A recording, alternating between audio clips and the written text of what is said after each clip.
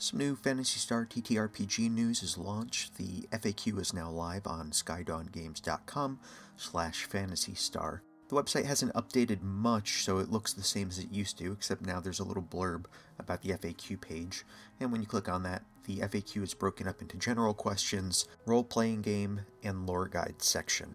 I've also linked it in the video descriptions, so you can check it out yourself. I'm going to cover the highlights and also provide some speculation on some of the hints that it drops. Jumping right in, the TTRPG is going to be an official Sega product. It is licensed by Sega. That also means Sega has some final decisions on the game. For example, the FAQ does let us know that it will provide some new information, expanding the lore and the canon of Phantasy Star, but those changes that the writers and developers create have to be approved by Sega before they can make it into the book. At present, the core book and the starting adventure, The Search for Lavino, are the only two planned products. There's presently no official community for the RPG fans at this time.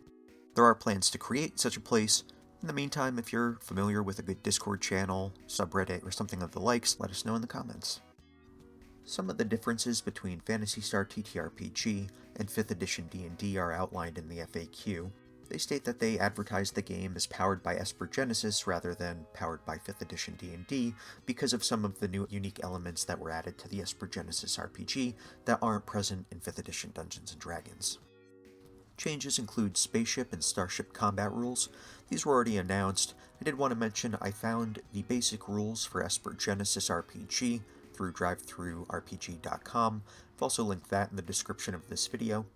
I have some thoughts on the mechanics which I'll save for another time, but go ahead and take a look at that PDF if you're interested in the rules. It's unclear if the designers are just going to copy and paste the exact language from Esper Genesis over to Phantasy Star for running a starship encounter, or if Phantasy Star is going to use the Esper Genesis rules as a basis, and then further customize and modify them for the purpose of this game. Either way, reading those basic rules for Esper Genesis should give you some idea of what we're going to get into with Phantasy Star. Another change from 5th edition D&D is the introduction of origins. I initially speculated that the origin is the same thing as a background in Dungeons & Dragons. In 5th edition D&D, your character has a background. You pick one at character creation. It gives you some skills and abilities that your character picked up before the adventure starts and explains what they were doing before the first session of the game. Origins seem to be more detailed and encompass your character's species, the planetary environment they came from, as well as their cultural upbringing. These various elements will combine with your species trait and core abilities to further flesh out your character. Origins will also advance and grow as you level, which is new and something that backgrounds in D&D don't do. Looks like Musket's back on the menu, boys. That's right, muskets have been confirmed as a player option for species. It'll be interesting to see how the developers design this and port it over to the tabletop RPG. Muskets have some physical limitations, as well as unusual biological/magical properties, and it'll be interesting to see what that means as a player choice.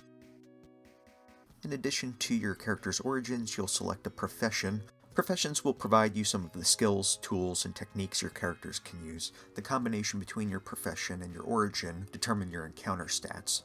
Encounter stat examples include attack power, defense, agility, perception, hit points, and technique/magic points.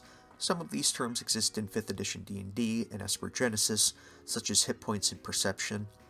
Others are unique to Phantasy Star. Attack power might be attack bonus, defense might be armor class, agility might be dexterity, and technique doesn't exist in Dungeons & Dragons at all.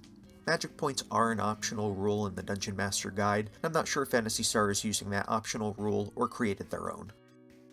The word technique is used in this FAQ, and I wanted to note that, as techniques were introduced in Phantasy Star 2 and replaced magic that was prevalent in Phantasy Star 1.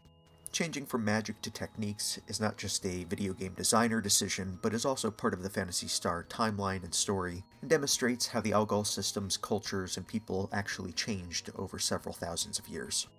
The 1995 Phantasy Star Compendium by Sega describes magic as a power that beings had and gained through genetic trait. Some people like Lutz, aka Noah, or Elise, naturally had the ability to learn and cast magic, while other people like Odin would never be able to learn to do it. Kind of how some people will only ever taste soap when they eat cilantro. After the events of Phantasy Star 1, Lutz developed techniques so that people without magic could do magical things. And by Phantasy Star 4, the only people still doing magic were the Espers. Combos are added, combos being attack and defense actions that, when used together, create an additional effect. Combos were initially introduced in Phantasy Star 4.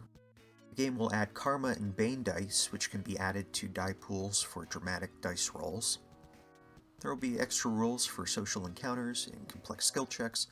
And finally, the book will contain campaign era rules, which will give you some options for telling a story that evolves over multiple generations of characters. There is no default era of play, and the book should support all eras of Phantasy Star, as well as provide guidance on creating your own era. There is confirmation that Phantasy Star Online is completely supported here, and that there is reference to Phantasy Star Online Episodes 1 and 2, Blue Burst, and Zero, that the Galactic Lore Guide is going to cover planets Rhaegal and Corral, as well as other locations from the PSO games, while the classic series and Phantasy Star Online take place over 2 different timelines. There are suggestions on running either of those settings for your campaign, and the rules are supposed to be flexible enough for character creation in either. Which is good news for Phantasy Star Online fans, and a little different from what we had heard in the interview from September 2024. They also confirm references to the portable spin-offs, though not specifying which spin-offs specifically, or if all of them will be covered under this book. They could be referring to Phantasy Star Portable for the PSP, or Phantasy Star Adventure, and Phantasy Star Gaiden for the Sega Game Gear. And finally, the FAQ references character names and planet names, and how it will embrace those. Many names in the Phantasy Star games changed from one game to the next. Some of this was due to Japanese translation, some of it was due to character limitations. With the book being written in English, they'll embrace the names that were released in the North American video games, and in the case where a character's name changed over time within those video games, they'll use the most recent iteration. So for example, Noah from Phantasy Star 1 was Lutz in Phantasy Star 2, and will be Lutz in the Phantasy Star TTRPG.